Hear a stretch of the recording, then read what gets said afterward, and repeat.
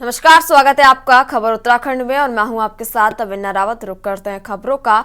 खबर आपको चमोली से बता रहे हैं, जहां श्रम वीरों की तलाश सर्च ऑपरेशन समाप्त हो गया और हादसे में कुल 54 लोग फंसे थे, जिनमें से 46 को सुरक्षित निकाल लिया गया।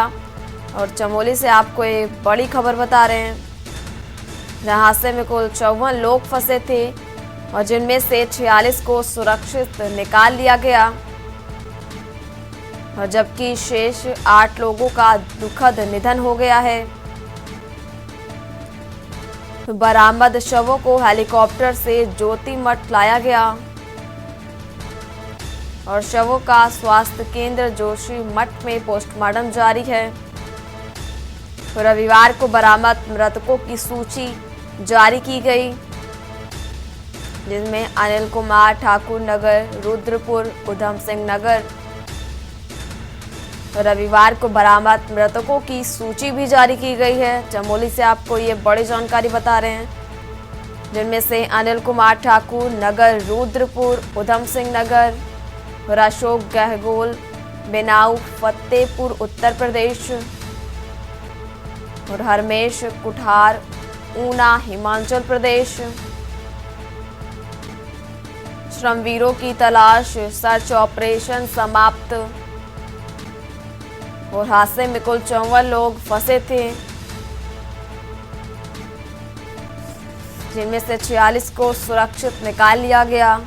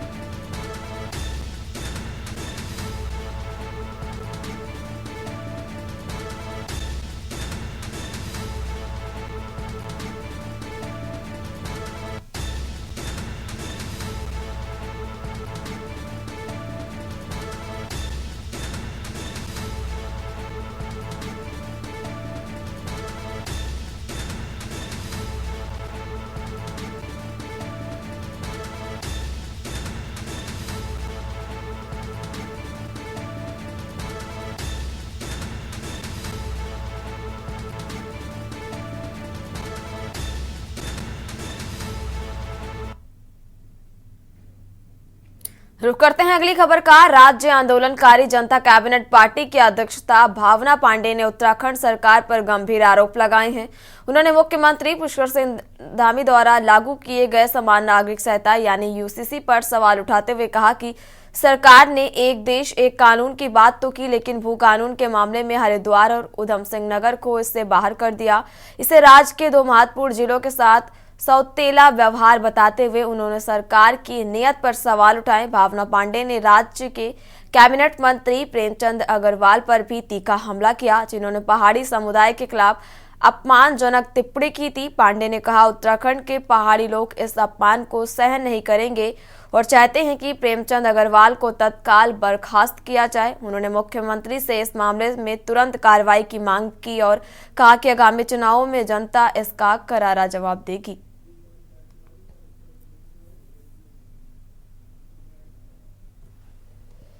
उत्तराखंड की राजनीति में है सबसे ज़्यादा तो प्लेनवाद पहाड़वाद की राजनीति नहीं होनी चाहिए, क्षेत्रवाद की राजनीति होनी चाहिए। हाँ, पहाड़ियों को गाली भी नहीं अच्छी है। देखो, पहाड़ के मैक्सिमम ज़्यादातर लोगों ने आंदोलन किया। आंदोलन में हरिद्वार के लोग भी थे और रुड़की के लोग भी थे। और ये क्षेत्रवाद नहीं फैलाना चाहिए। जो क्षेत्रवाद फैलाएगा वो उत्तराखंड से बाहर जाए। और दूसरी बात मैं आपको बता दूं कि प्रेमचंद अग्रवाल ने पहाड़ियों को गाली क्यों दी। इतना बड़ा विधानसभा वही मुद्दा चल रहा है, एमपी वही मुद्दा, अध्यक्ष वही मुद्दा, सीएम वही मुद्दा। ये क्या है भाई? कोई काम धाम नहीं तुमको? कोई काम नहीं।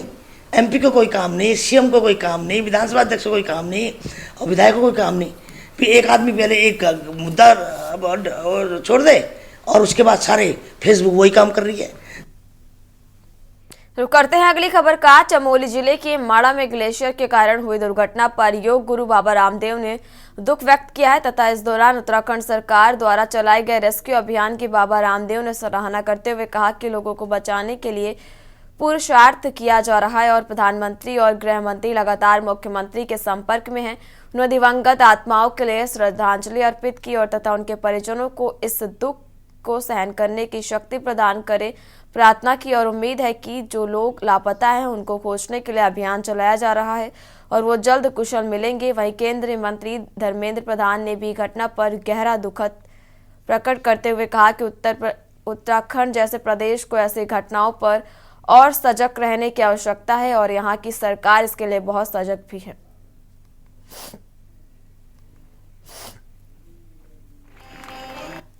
माणा में जो एक प्राकृतिक आपदा आई उसके लिए रेस्क्यू के लिए और जो वहाँ पर लोग फंसे हुए थे उनको बचाने के लिए सरकार ने पूरी ताकत लगाई हुई है।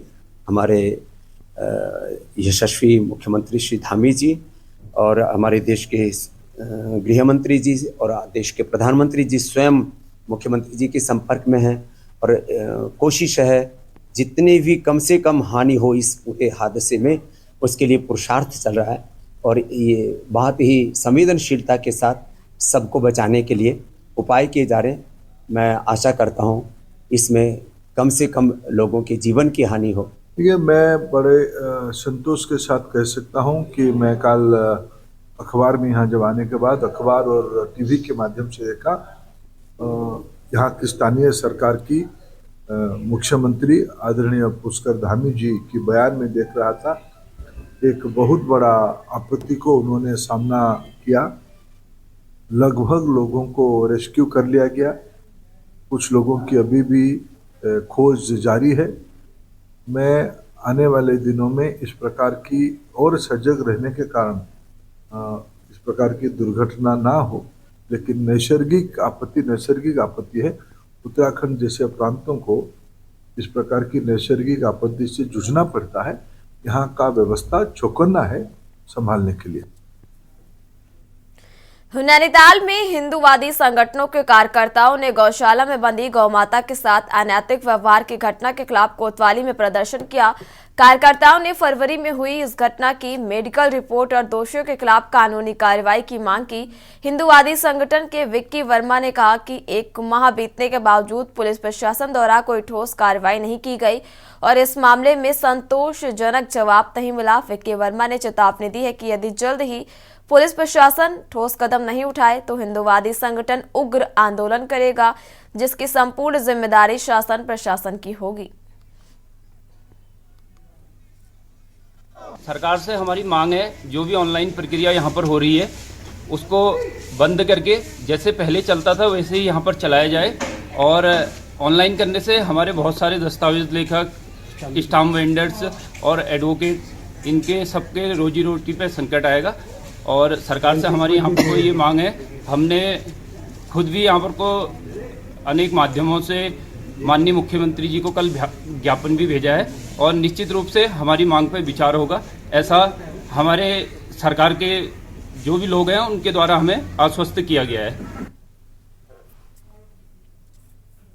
हरिद्वार में ऑनलाइन सट्टे के आदी बन रहे युवाओं को इतनी लत से बाहर निकालने के लिए जनप्रतिनिधि और समाजसेवी एकजुट हो रहे हैं। यहां पार्षद के साथ सिटी मजिस्ट्रेट ऑफिस पहुंचे और अन्य लोगों ने सिटी मजिस्ट्रेट को ज्ञापन सौंपा। ज्ञापन सौंप रहे लोगों ने बेटिंग ऐप में स्थानीय स्तर पर काम कर रहे और युवाओं को लालच देकर जुए की लत लग रहे लोगों पर कार्रवाई करने की मांग की। ज्ञापन देने पहुंचे लोगों का कहना है कि ऑनलाइन सट्टे की लत के कारण कई युवाओं का भविष्य बर्बाद हो रहा और इस पर रोक लगनी बहुत जरूरी है।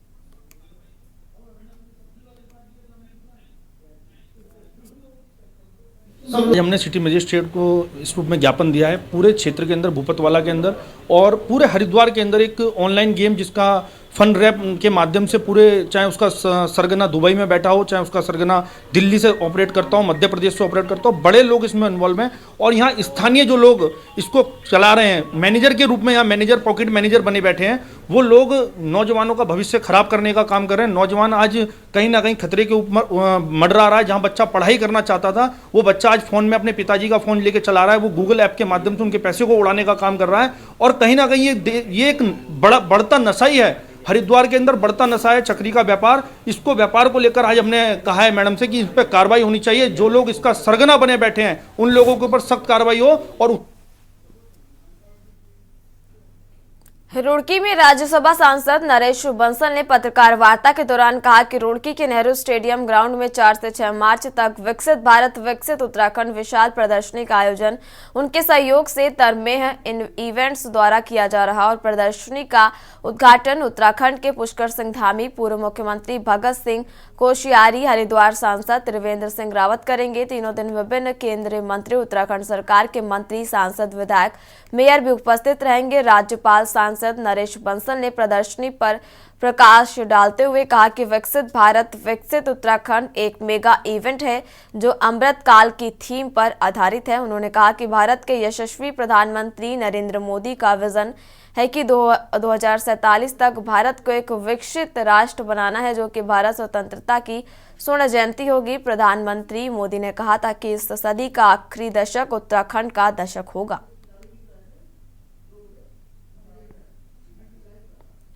प्रदर्शनी केंद्र सरकार के और राज्य की सरकार के विभिन्न मंत्रालय और विभागों के द्वारा नए नवाचार, नए प्रयोग, नए उपयोग और जन कल्याणकारी योजनाओं के संबंध में होगी, जिससे आम जनता को अवगत कराया जाएगा। युवाओं को विशेष रूप से startup, make in India, made in India के संबंध में उनका प्रबोधन होगा। इस प्रकार से ये जानकारी की और जितनी भी हमारी कल्याणकारी योजनाएं हैं 2047 के विकसित भारत के संकल्प की ओर बढ़ते हुए कदमों का उल्लेख करते हुए यह उपयोगी प्रदर्शनी है, जो छात्रों के लिए और जन सामान्य के लिए बहुत उपयोगी होगी। रामनगर की सामाजिक संस्था one step and we proud द्वारा रविवार को रामनगर में 5 निर्धन कन्याओं का विवाह कार्यक्रम हिंदू रीति रिवाज के साथ पूरे उल्लास के साथ संपन्न कराया गया। कार्यक्रम के तहत बंद बाजे के साथ नगर में बारात का आयोजन किया गया और जानकारी देते हुए संस्था के सौरभ मित्तल ने बताया कि संस्था द्वारा इस कार्यक्रम का नाम सौभाग्यवती भव पार्ट 6 रखा गया और संस्था के सौरभ मित्तल ने बताया कि संस्था द्वारा पिछले 5 वर्षों में 23 निर्धन कन्याओं का विवाह कराया जा चुका है और तथा संस्था द्वारा इस बार 6ठा वर्ष है और इस वर्ष भी 5 कन्याओं का विवाह कराया गया है। उन्होंने बताया कि संस्था को इस बार 18 आवेदन पत्र प्राप्त हुए थे, जिसमें संस्था के सदस्यों द्वारा जांच के बाद ऐसी 5 कन्याओं का चयन किया गया जिनकी आर्थिक स्थिति कमजोर होने के कारण ही उनके माता पिता मौजूद नहीं है और उसके बाद चयनित 5 कन्याओं का विवाह कराने का निर्णय लिया गया था।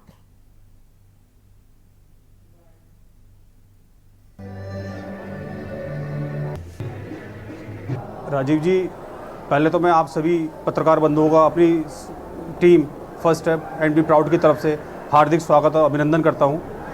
ये कार्यक्रम माता बाल सुंदरी की कृपा और हनुमंत गिरी महाराज जी के आशीर्वाद से हम लोग को प्रेरणा मिली और हम लोग इस कार्यक्रम को ये संचालित कर रहे हैं। अभी तक हमारी संस्था इस 6ठे भाग के अंदर मिलाकर 28 कन्याओं का विवाह हम लोग आज तक संपन्न करवा रहे हैं। शहरवासियों का, हमारी सभी टीम का, एक एक व्यक्ति हमारी टीम से बढ़ चढ़कर इसमें हिस्सा लेते हैं और हम लोगों को अपना आशीर्वाद और सहयोग प्रदान करते हैं। हमारी महिला टीम हो, हमारे शहर की और अन्य संस्थाएं, सभी हमारे साथ जुड़कर हमारे कंधे से कंधा मिलाकर हम लोगों को सहयोग करती हैं, तभी हम इस कार्यक्रम को निर्विघ्न और वृहद रूप से संपन्न कर पाते हैं। लक्सर में प्रेमी जोड़े ने लगाई अपनी मां व भाई से सुरक्षा की गुहार। लक्सर में एक प्रेमी जोड़े ने एसडीएम को पत्र देकर अपनी मां व भाई से सुरक्षा की गुहार लगाई है। हिमांशी पत्नी विशाल निवासी मेन बाजार पुलिस चौकी व तहसील लक्सर जिला हरिद्वार ने एसडीएम को पत्र देकर बताया कि मैं बालिग हूं और अपनी शादी बिना जोर दबाव के मैंने विशाल के साथ शिव मंदिर लक्सर में हिंदू धर्म के रीति रिवाज के अनुसार विवाह कर लिया है। उसने बताया जिनका पंजीकरण नवंबर 30 और 2024 1545 को रजिस्टर ऑफिस लक्सर पर दर्ज है। उनके बताया कि विशाल के घर पर सुखपूर्वक कर रही हूं और मैं हर प्रकार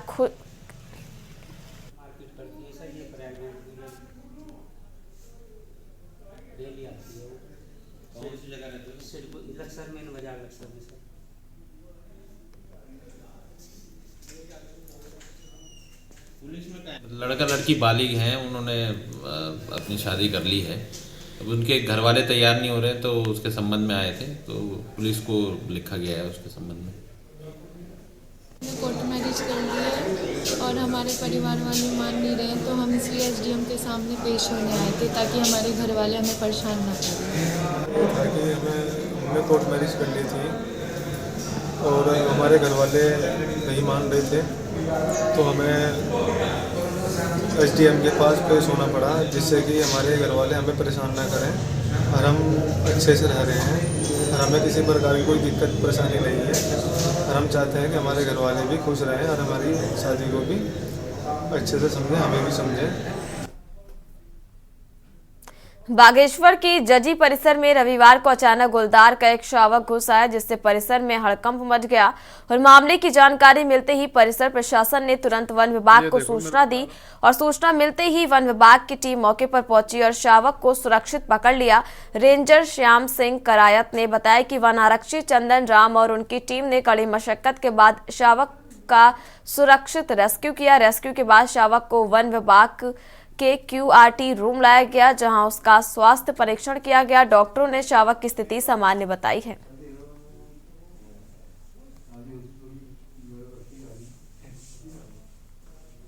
वन दरोगा शिखर कोट, जिसका मुख्यालय जोलकांडे में है, सुबह ही हमें सूचना प्राप्त हुई कि ये जो हमारा जजी परिसर है यहाँ पर गुलदार शावक है, तो तुरंत सूचना पे आरओ सर की जैसे भी बताया गया, आरओ सर के द्वारा तुरंत कार्रवाई की गई और इस शावक को सुरक्षित रेस्क्यू किया गया।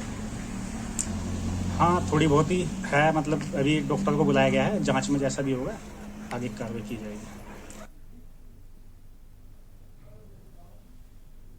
खबर उधम सिंह नगर से है, जहां खटीमा में देर रात आई बेमौसम बारिश, तेज हवा और ओलावृष्टि से किसानों को भारी नुकसान हुआ। गेहूं, सरसों और सब्जियों की फसलें बर्बाद हो गई, खेतों में खड़ी फसलें बिछ गई और बारिश का पानी भरने से नुकसान और बढ़ गया। किसानों ने प्रशासन के सर्वे करार कर मुआवजा देने की मांग की है और प्रभावित गांवों में मडेली, मेलाघाट, खेलडिया, बगुलिया, सिसैया सहित कई इलाके शामिल हैं। किसान अभी पिछली बार से उभरे भी नहीं थे कि इस आपदा ने उनकी चिंता बढ़ा दी है। मौसम विभाग ने अगले दिनों में फिर बारिश की चेतावनी भी दी है।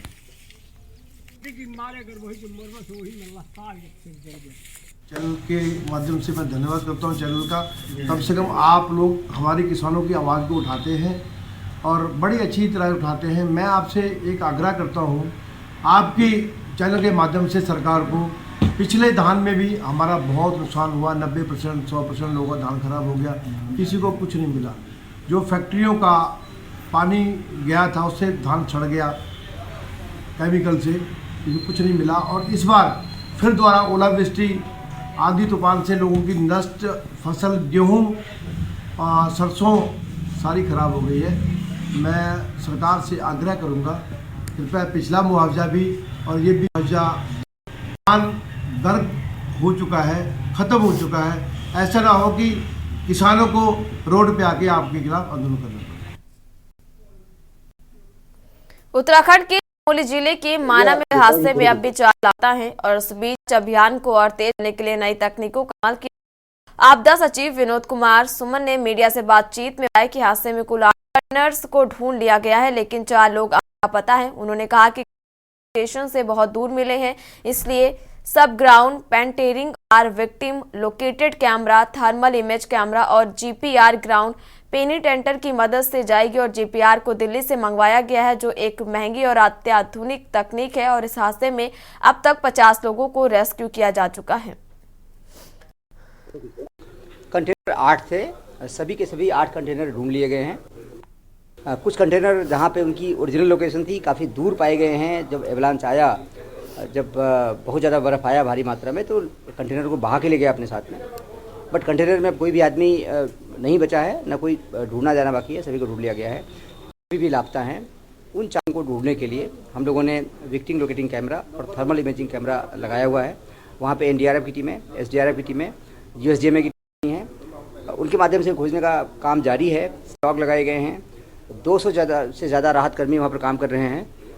जीपीआर रडार दिल्ली से मंगाया गया है, जो काफ़ी महंगी मशीन होती है, काफ़ी एक आधुनिक मशीन होती है।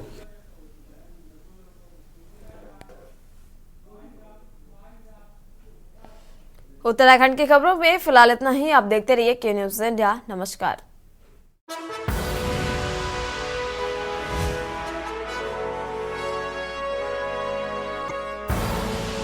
आप देख रहे हैं के न्यूज़, खबरों का सारथी।